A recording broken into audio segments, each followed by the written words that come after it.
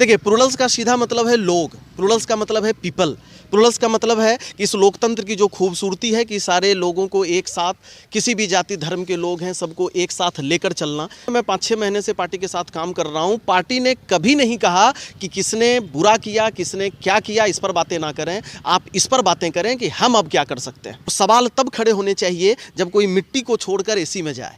AC छोड़कर कोई मिट्टी में कुछ करने के लिए आता है, इस मिट्टी के लिए आता है, तो मुझे लगता है कि ताली बजाकर उनका वेलकम करता है। पूरे देश में आज अगर सबसे बुरी स्थिति अगर किसी राज्य की है तो वो बिहार की। ये कहना है कि लंदन वाली लड़की है, बिहार में आके क्या विकास करेगी। नमस्कार, मैं हूं विद्रोही और आप देख रहे हैं डी पीपल वॉइस। अभी हम पटना के सदाकत आश्रम में खड़े हैं। ये सदाकत आश्रम कांग्रेस का कार्यालय नहीं है, यह बिहार विद्यापीठ है। हमारे पीछे में देख रहे हैं कि मौलाना मजहरुल हक का मूर्ति लगा हुआ है। ये फ्रीडम फाइटर थे और इन्होंने आज़ादी की लड़ाई में महत्वपूर्ण भूमिका निभाई थी। जब गांधी जी बिहार में आए थे और चंपारण सत्याग्रह शुरू हुआ था तो उसमें 3 महीने तक इनकी सक्रियता की वजह से 3 महीने जेल में बिताना पड़ा था। आज इसी जगह पर हैं हम एक राजनीतिक हस्ती से बातचीत करने के लिए, जो एक शिक्षक भी हैं, बच्चों को इंग्लिश बोलने की कला, कम्युनिकेशन स्किल सिखाते हैं। इसके अलावा राजनीति की पाठशाला चलाते हैं जिसमें लोगों को राजनीति में कैसे इंटरेस्ट हो और जो देश की दशा और दिशा राजनीति तय करती है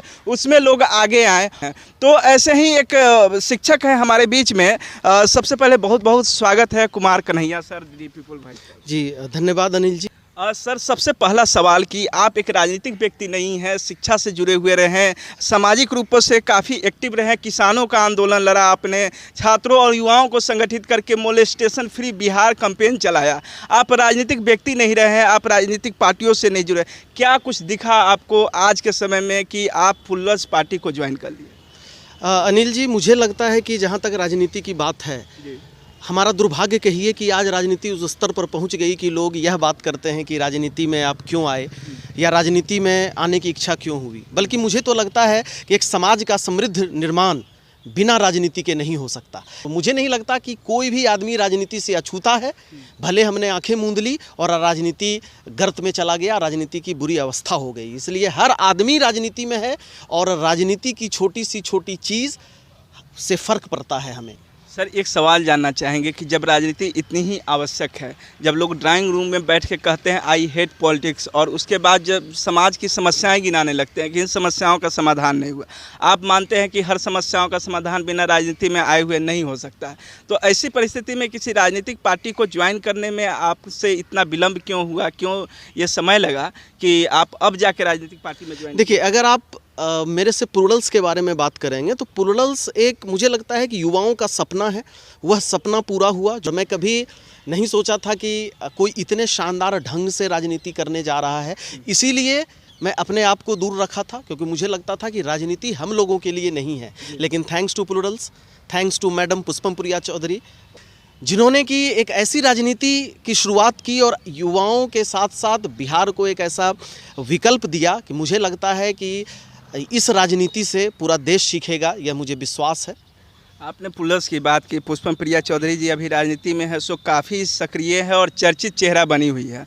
प्लूरल्स पार्टी का नाम जो आया ये इंग्लिश नाम है और बिहार के लोग थोड़ा सा इंग्लिश में कमज़ोर पड़ते हैं, उन लोगों को बोलने में दिक्कत होगा। प्लूरल्स पार्टी, तो इस तरह का नाम चूज किया गया है, इसका मतलब क्या है, क्यों ये नाम रखा गया, इसके बारे में कुछ बताएं? मुझे लगता है कि अब अगर यह बात की जाएगी कि बिहार के लोग का इंग्लिश कमज़ोर है या बिहार को समझ में नहीं आएगा, तो कहीं ना कहीं लगता है मुझे बिहारियों का अपमान है।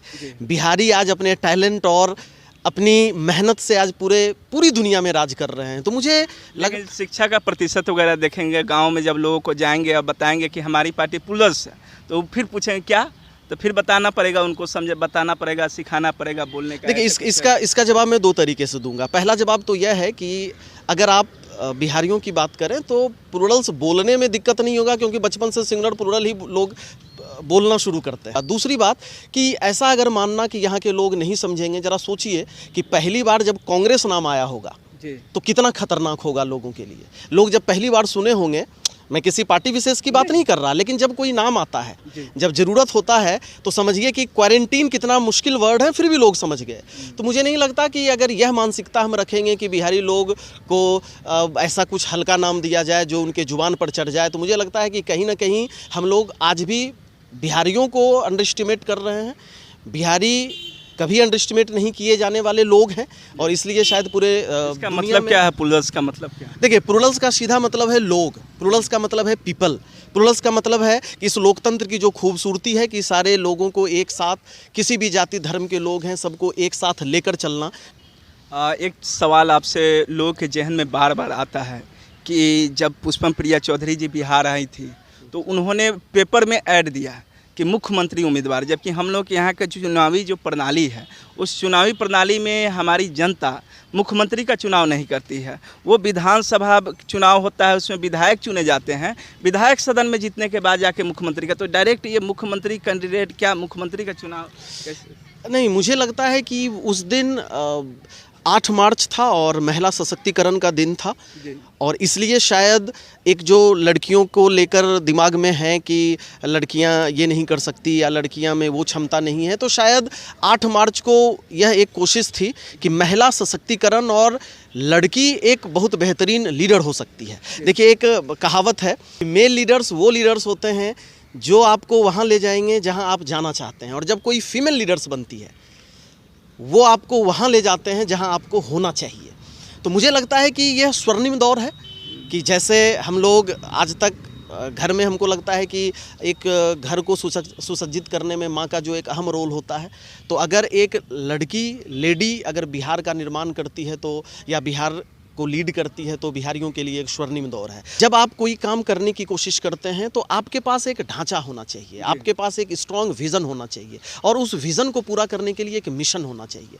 तो इसलिए शायद यह मतलब पार्टी की तरफ से ये एक्शन लिया गया कि मैं मुख्यमंत्री अगर आप लोग मुझे बना देते हैं तो मैं सिर्फ बदलने के लिए आई हूँ और हमारा बस एक ही मकसद है कि राजनीति नहीं करना, वो राजनीति जो आज बन गई है, हमारा मकसद है बिहार का विकास और इसलिए मैं आई हूँ। तो इसलिए वो ऐड दिया गया और चूँकि 8 मार्च था महिला सशक्तिकरण का दिन, इसलिए उसे चुना गया। ये खुद एक लड़की थी।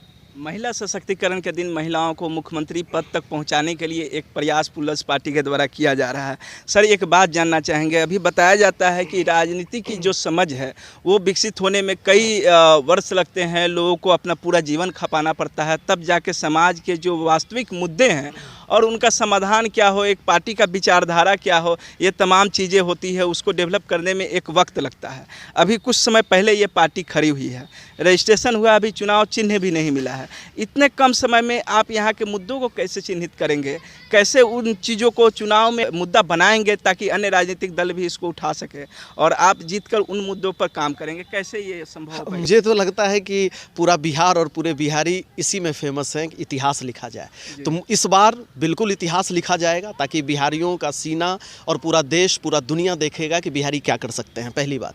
दूसरी बात कि मुद्दों की जहाँ तक बात है कि मुझे लगता है पूरे देश में आज अगर सबसे बुरी स्थिति अगर किसी राज्य की है तो वो बिहार की है। तो मुझे नहीं लगता कि बहुत कम समय है, मुझे तो लग रहा है कि हमारे पास इतना समय है और हम इतने समय में लोगों के पास हर पंचायत में हम पहुंच चुके हैं, हर बूथ स्तर पर हमारा काम चल रहा है और लोग का सपोर्ट मिल रहा है। आप इसको कम समय भी बोलते हैं आपके अनुसार, तो इस कम समय में इतिहास लिखा जाएगा और प्लूरल्स पार्टी ही नहीं, बिहार का हर युवा तैयार है इस बार इतिहास लिखने के लिए। पार्टी की विचारधारा क्या है? जैसे अभी 3 तरह की विचारधाराएं बिहार की राजनीति में प्रमुख रूप से वामपंथ, दक्षिण पंथ और मध्यम वर्ग, जिसमें समाजवादी पार्टियां आती हैं। तो पार्टी प्लस पार्टी मुझे लगता है कि बिहार उस दौर से गुजर रहा है जहां इन चीज़ों में ना फंसा जाए, ना फंसाया जाए, तो बेहतर होगा हमारे लिए, आपके लिए, पूरे बिहार के लिए। मैं मैडम की बातों को ही दोहराना चाहूँगा, हमारा बस एक ही मुद्दा है, रोजगार, रोजगार और रोजगार। और जैसे ही आपकी ज़िंदगी अच्छी होती है, जैसे ही आपके पास रोजगार आता है, 2 पैसे आते हैं, आपकी सोचने समझने की जो शक्ति हैं या स्थिति हैं वो बदल जाती हैं और ऑटोमेटिक सारी चीज़ें समझ में आने लगती है, लोगों का ज्ञान भी उस स्तर से बढ़ने लगता है।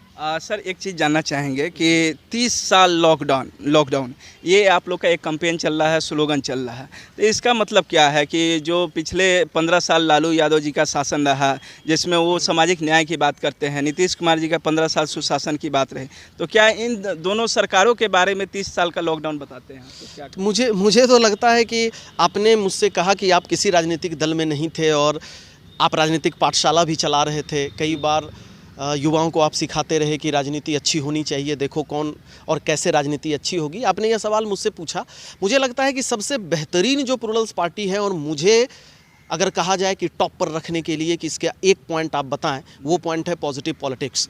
इतने दिनों में मैं 5-6 महीने से पार्टी के साथ काम कर रहा हूं, पार्टी ने कभी नहीं कहा कि किसने बुरा किया, किसने क्या किया, इस पर बातें ना करें। आप इस पर बातें करें कि हम अब क्या कर सकते हैं।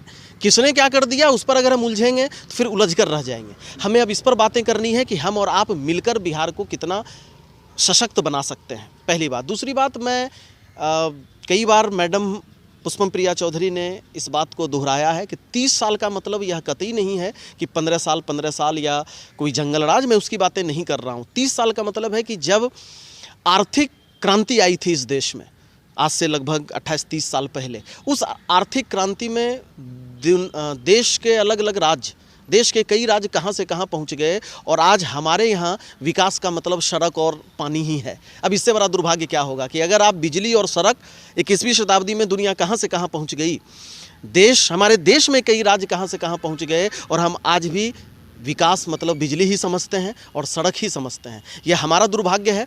विकास एक सतत प्रक्रिया है, उसके तहत हर चीज़ों का विकास अपने आप समय अनुसार होता रहता है, लेकिन विकास की जो गति है वो गति एक नेता जो है सो किस रूप में ले जाता है वो एक मुख्य मुद्दा होता है। सर, एक बात जानना चाहेंगे कि मैडम जो है सो विदेश में पढ़ी लिखी हैं, बिहार में भी जाकर टूरिज्म सेक्टर और हेल्थ सेक्टर में है सो उन्होंने बिहार सरकार में काम किया, जो उनके अनुभव रहे हैं। लोगों का ये कहना है कि लंदन वाली लड़की है, बिहार में आके क्या विकास करेगी, कैसे चीज़ों को समझेगी, यहाँ के लोगों की भाषाओं को समझेंगी कि नहीं, जो बोली हैं, जो समस्याएं हैं, जो महिलाएं अपने बहुत सारे दुख तकलीफ़ों को, कोई बीमारी हो जाता है तो महिलाएं डर के मारे घर में नहीं कहती है कि ऑपरेशन कराना होगा तो खर्चा हो जाएगा। तो ऐसे में इन चीज़ों को कैसे समझेंगी लंदन वाली लड़की? देखिए, अगर समस्याओं की आप बात करें तो यह समस्याएं को बनाया गया है। ये समस्याएं अगर ठीक से अगर इस पर ध्यान दिया जाता तो ये समस्याएं आज हमारे पास नहीं रहती। इस बात को समझने की ज़रूरत है। क्यों? क्योंकि कई बार मैडम भी यह बात का जिक्र कर चुकी है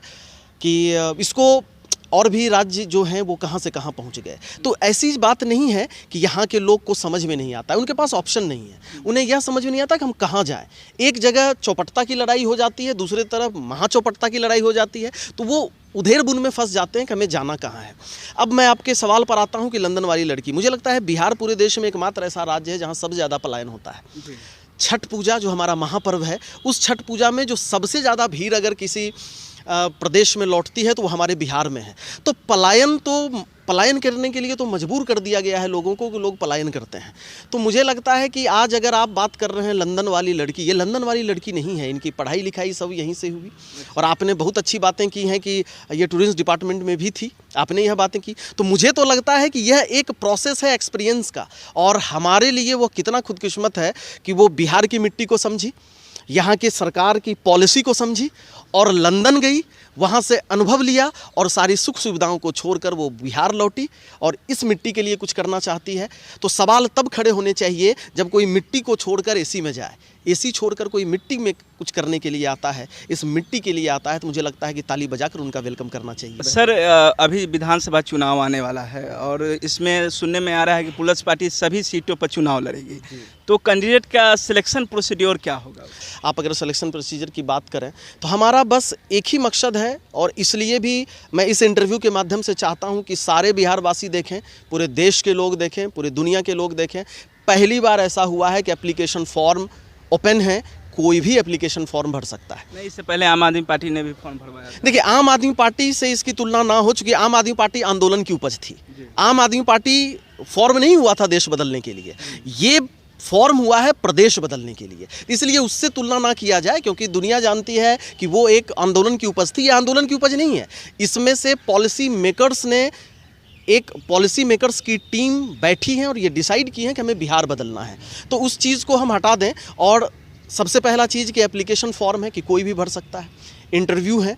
दूसरा है कि हमने आज 6 महीने में, आप बड़ी बात होती है कि आप देख लीजिए कि 6 महीने में कैसे लोग इनसे जुड़े हैं और इनकी क्या पॉलिसी है, लोगों को कैसे लोगों को ये वेलकम करती है। तो मुझे लगता है कि अगर well begun is half done, English का एक कहावत है कि well begun is half done, अगर शुरुआत अच्छी हो तो अच्छा साधा काम आधा। तो मुझे लग रहा है कि अगर इतनी शानदार तरीके से कोई शुरुआत होती है और अच्छे लोग की अगर टीम हो तो ज़रूर हम लोग मुकाम पर पहुंचेंगे। तो हमारा कैंडिडेचर जो भी हम लोग ढूंढ रहे हैं उसका सिर्फ एक ही मकसद है कि वो साफ़ सुथरे होने चाहिए और उनके पास विज़न क्लियर होना चाहिए कि अगर वो बनते हैं तो वो कैसे विकास करें। 2-3 उदाहरण देंगे कैंडिडेट का, जी क्या क्या कैसे कैसे? मुझे लगता है कि ये भी जानना चाहिए कि आज हमारे पास अगर पल्लवी मैम मुजफ्फरपुर से आई तो नेत्रदान में और नेत्र के क्षेत्र में उन्होंने कैसा काम किया है ये मुजफ्फरपुर वासी जानेंगे। अभी गया से अलका सिंह जी हैं और मुझे लगता है कि ऐसे लोगों का पार्टी में आना ही नहीं बल्कि इलेक्शन के लिए हामी भर देना बदलाव की शुरुआत है और ज़बरदस्त शुरुआत है। हमें बिल्कुल पॉजिटिव सोचना चाहिए, इस बार बदलाव होकर रहेगा। चुनाव में क्या प्रमुख मुद्दे होंगे आपके? हमारे देखिए सबसे प्रमुख मुद्दे हैं, मुझे लगता है कि इसको 1000 बार बोला गया है, हमारा सबसे प्रथम मुद्दा है रोजगार रोजगार रोजगार। और बिना पूछे मैं आपसे बता दूं कि मैडम ने 2-3 महीने में यह दिखा दिया कि रोजगार भी कैसे आएंगे। जिस तरह से इंडस्ट्री की बात हुई, जिस तरह से कुछ ऐसी बातें हुई जो हम लोग का जनरल नॉलेज बढ़ा दिया। जैसे ये बचपन में हम मॉर्टन चॉकलेट खाते थे और उसकी फैक्ट्री छपरे ज़िले में थी, मगही पान जो बनारसी पान से ज़्यादा अच्छा हो सकता है। तो इसकी चर्चाएं करके मैडम ने दिखा दिया कि हम सिर्फ बातें करने नहीं आए हैं बल्कि हमारे पास रोड मैप है कि हम कैसे रोजगार का सृजन करेंगे। अभी बिहार एक प्रमुख समस्या से ग्रस्त है, स्वास्थ्य व्यवस्था और जो सरकारी स्कूलों में शिक्षा व्यवस्था है वो दोनों गड़बड़ है।